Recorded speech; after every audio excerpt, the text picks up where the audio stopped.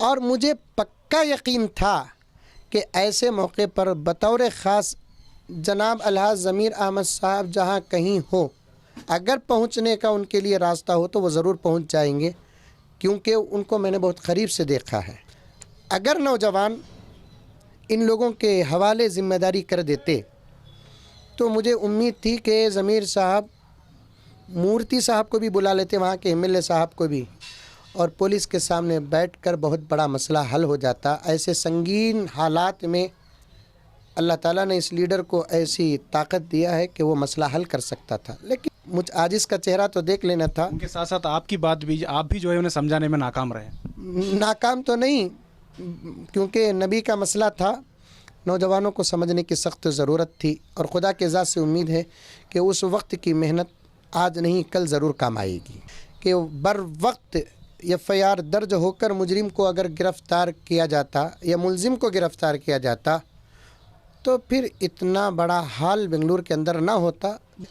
حکومت ہے، جو چاہے پلان بنا لے، وہ اپنی جگہ پر ہے، لیکن UP کے طرز پر یہاں اگر فیصلہ کرنا ہے تو یہ کام عدالت کا ہوگا، اور عدالت بڑے غور و خوض کے ساتھ اس پر فیصلہ کرے گی۔ علماء جو ہے اکھنڈ شرینواس مورتی کے گھر گئے تھے ڈیلیگیشن کے ساتھ، اس میں ضمیر احمد خان صاحب بھی تھے۔ اس پر بہت سارے لوگوں کا کہنا ہے کہ یہ قدم غلط تھا اور انہیں وہاں نہیں جانا چاہیے تھا، بلکہ پہلے جو ہے جن لوگوں کو، جو لوگ شہید ہوئے ہیں یا جو لوگ مرے ہیں، ان لوگوں کے گھر جانا چاہیے تھا، جن لوگوں کو گولی لگی ہے، بے قصور لوگوں کو۔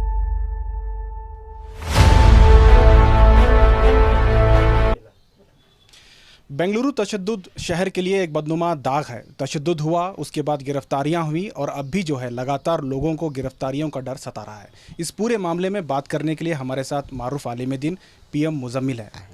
اچھا، ضمیر احمد اور رضوان ارشد بھی اس وقت موجود تھے، کیا آپ کی اس وقت ان سے ملاقات ہوئی؟ وہ کیا کر رہے تھے وہاں پہ؟ میں 10-15 منٹ پہلے پہنچ گیا تھا، اور میں یہ کہہ رہا تھا نوجوانوں کو کہ خاموشی اختیار کرو، درود پڑھو، حضور کے نام پر آئے ہیں، خاموش رہو، ہمارے علماء اور ہمارے ذمہ دار آ رہے ہیں، ہمارے حضرات علماء اور ہمارے سیاسی ذمہ دار آ رہے ہیں، اور مجھے پکا یقین تھا کہ ایسے موقع پر بطور خاص جناب الحاج ضمیر احمد صاحب جہاں کہیں ہو، اگر پہنچنے کا ان کے لیے راستہ ہو تو وہ ضرور پہنچ جائیں گے، کیونکہ ان کو میں نے بہت قریب سے دیکھا ہے، ان کے خدمات کو دیکھا ہے، تو مجھے امید تھی کہ وہ پہنچیں گے۔ تو باقاعدہ وہ پہنچے 10-15 منٹ میں، لیکن یہ نوجوان جو تھے، جوش میں تھے، جذبے میں تھے، انہوں نے ان دونوں کو بطور خاص پولیس تک بات کرنے کا موقع ہی نہیں دیا۔ اگر نوجوان ان لوگوں کے حوالے ذمہ داری کر دیتے تو مجھے امید تھی کہ ضمیر صاحب مورتی صاحب کو بھی بلا لیتے، وہاں کے MLA صاحب کو بھی، اور پولیس کے سامنے بیٹھ کر بہت بڑا مسئلہ حل ہو جاتا۔ ایسے سنگین حالات میں اللہ تعالیٰ نے اس لیڈر کو ایسی طاقت دیا ہے کہ وہ مسئلہ حل کر سکتا تھا، لیکن نوجوانوں نے وہ موقع ہی نہ رضوان ارشد صاحب کو دیا، نہ ضمیر صاحب کو دیا۔ اگر سیاسی چہرہ نظر آیا تو کم سے کم نوجوانوں کو مجھ عاجز کا چہرہ تو دیکھ لینا تھا۔ ان کے ساتھ ساتھ آپ کی بات بھی، آپ بھی جو ہے انہیں سمجھانے میں ناکام رہے۔ ناکام تو نہیں، کیونکہ نبی کا مسئلہ تھا، نوجوانوں کو سمجھنے کی سخت ضرورت تھی، اور خدا کے ذات سے امید ہے کہ اس وقت کی محنت آج نہیں کل ضرور کام آئے گی۔ تو آپ کو کیا لگ رہا ہے FIR، چونکہ بہت ساری خبریں آ رہی ہیں، بہت سارے لوگوں کا یہی کہنا ہے کہ FIR رجسٹر کرنے میں دیری ہوئی، تو آپ کو کیا لگتا ہے؟ بالکل صحیح بات، بہت سارے سیاسی حضرات سے لے کر دانشوران تک کا یہ کہنا ہے کہ بر وقت FIR درج ہو کر مجرم کو اگر گرفتار کیا جاتا یا ملزم کو گرفتار کیا جاتا تو پھر اتنا بڑا حال بنگلور کے اندر نہ ہوتا۔ دوسری شکل میں امن و امان کے ساتھ بڑوں کا مشورہ لے کر، پولیس ہی سے اجازت لے کر، اس کا تحفظ لے کر، شان رسالت میں گستاخی کرنے والے یا کرنے کا ارادہ کرنے والوں کے خلاف ہم ایک امن و امان کے ساتھ پروٹیسٹ نکالتے، لیکن نوجوان، پولیس کا کہنا کیا تھا؟ وہ کیوں نہیں کر رہے تھے؟ پولیس کا کچھ بھی کہنا نہیں تھا، پولیس خاموش رہی، کھڑی رہی، دیکھتی رہی۔ 10-12 حضرات، 1000-1500 کا مجمع غالباً وہاں تھا، اسے سنبھالنے کے لیے آگے بڑھتی رہی۔ فورس جتنی آنا تھا اتنی نہیں پہنچی، اور پولیس کیا چاہتی تھی یہ پتہ نہیں تھا. آپ کچھ پیپرز بھی دکھا رہے تھے اس وقت، آپ کے ویڈیو جو وائرل ہوئے ہیں اس میں کہ آپ کچھ سمجھا رہے تھے لوگوں کو پیپر دکھا کے، وہ پیپرز کیا تھے؟ پیپر کی حقیقت کیا ہے مجھے برابر نہیں معلوم، لیکن وہاں جو ایک نوجوان ذمہ دار تھا اس نے کہا کہ حضرت یہ ہمیں کیس بک کرنے کے لیے ایف آئی آر درج کرنے کے لیے آئے ہیں. میں نے کہا کہ فوراً دیجیے. میں نے وہاں پر ایک کوشش کی جسے اگر آپ حضرات اسے چال کہتے ہیں تو چل سکتا ہے، لیکن میں نے کوشش کی. نوجوانوں کا مطالبہ یہی تھا کہ ایف آئی آر درج ہو، اور ایف آئی آر کیا چیز ہے نوجوانوں کو کیا پتہ، بس وہ کچھ کاغذات کو دیکھ لیتے ہیں تو ایف آئی آر سمجھ جاتے ہیں. میں نے وہاں ایک کوشش کی کہ ان کاغذات کو بتایا کہ آپ کا پہلا مطالبہ پورا ہو گیا، ایف آئی آر درج ہو گیا ہے. امن کا خیال رکھے، شانتی کا خیال رکھے، ہمارے ذمہ دار آئیں گے، بقیہ کارروائی کریں گے.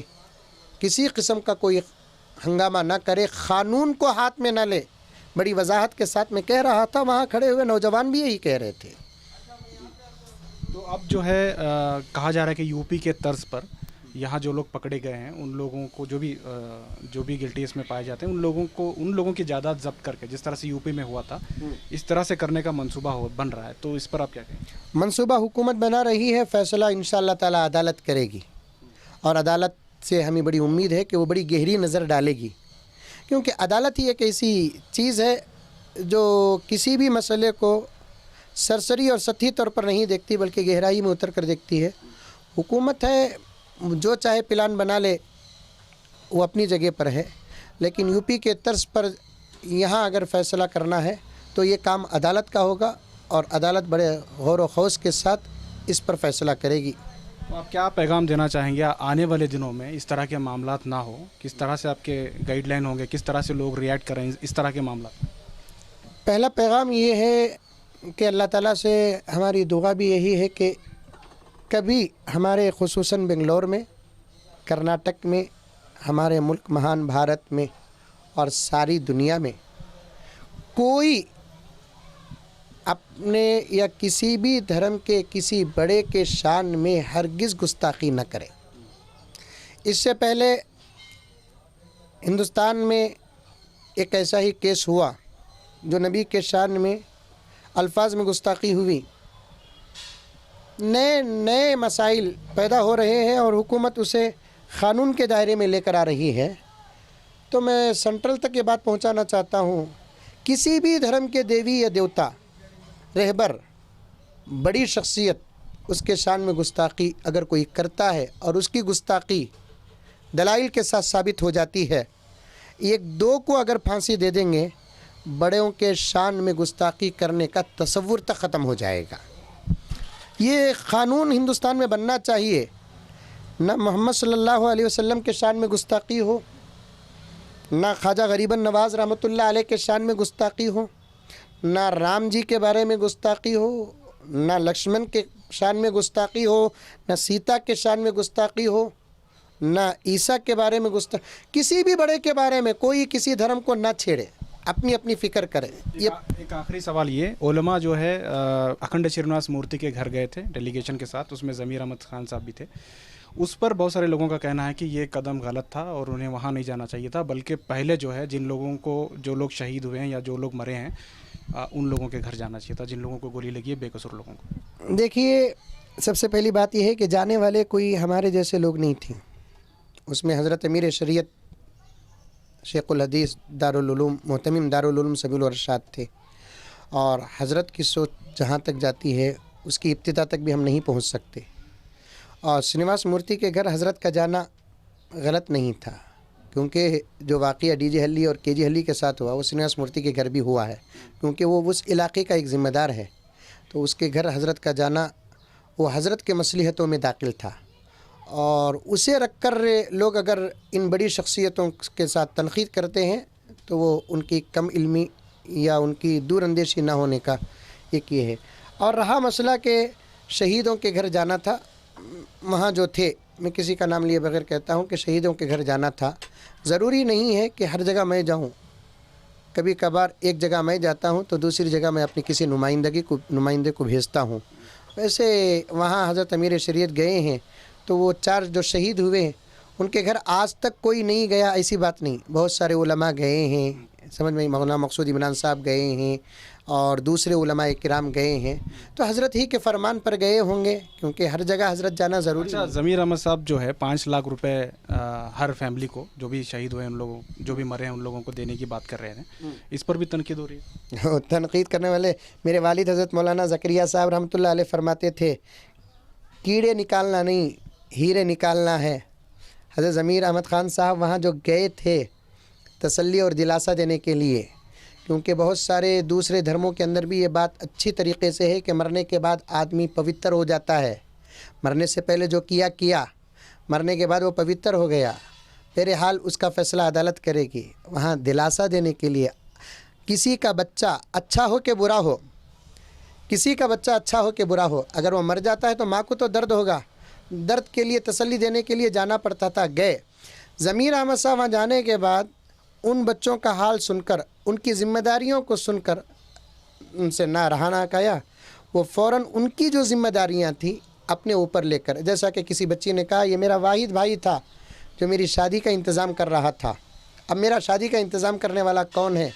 بچی اس درد کو سامنے رکھ کر روتی ہے تو ضمیر صاحب نے اعلان کر دیا کہ تیری شادی کی ذمہ داری میں لے لیتا ہوں، تیری شادی میں 5 لاکھ روپے دیتا ہوں۔ درد کی دوا دینا کوئی گناہ نہیں ہے، کوئی جرم نہیں ہے۔ بہت بہت شکریہ۔ یہ تھے پی ایم مزمل صاحب، جنہوں نے کافی تفصیلات کے ساتھ ہمیں بتایا کہ اس وقت کیا ہوا تھا اور اس وقت کیا ہو رہا ہے اور آگے کیا ہونا چاہیے۔ کیمرہ پرسن سمیر کے ساتھ شاہد قاضی، بنگلورو۔